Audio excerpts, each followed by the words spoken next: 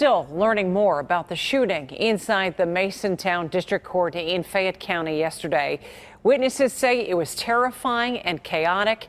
There are also new details about the PFA filed by the gunman's wife and the call for increased security in those courts.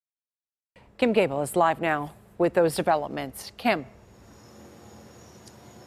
Charges of assault, strangulation, making terroristic threats, all leading to that emergency protection from abuse order being filed.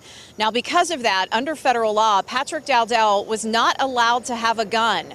But still, yesterday, he walked right into that unsecured magistrate's office and opened fire.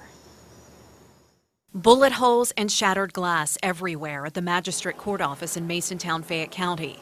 Shock and gratitude from so many who were inside. It was horrible. It was terrifying. Two officers were in David Howard's market across the street when those first shots rang out. Them with a couple of the other Masontown and German police officers did a great job of preventing a real tragedy. Investigators confirmed that 61-year-old Patrick Dowdell was targeting his wife, Crystal, against her husband, who was scheduled for a preliminary hearing there on domestic violence. Attorney Eric Randolph was in the courtroom. And the shooter, he walked in and he turned. He brought the gun up, did a 90-degree scan of the room, and he brought the gun down on me.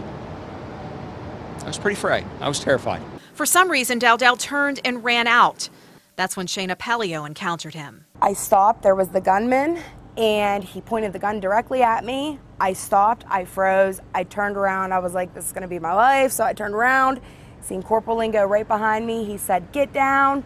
He didn't, and he fired shots, and he just fell to the ground. And I ran right out the door as fast as I could. Crystal posted on her Facebook page, I am okay. The cops have my phone, so if you were trying to contact me, I'm sorry.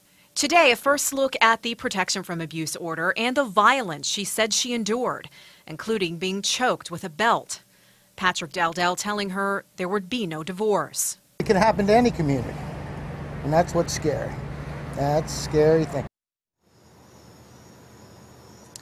Now, there are multiple magistrates' offices in each county, and security at each of those buildings varies. Some of them have metal detectors, some of them have guards.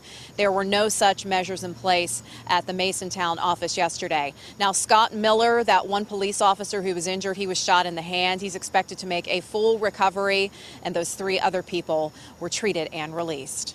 We're live tonight. Kim Gable, KDKA-TV News.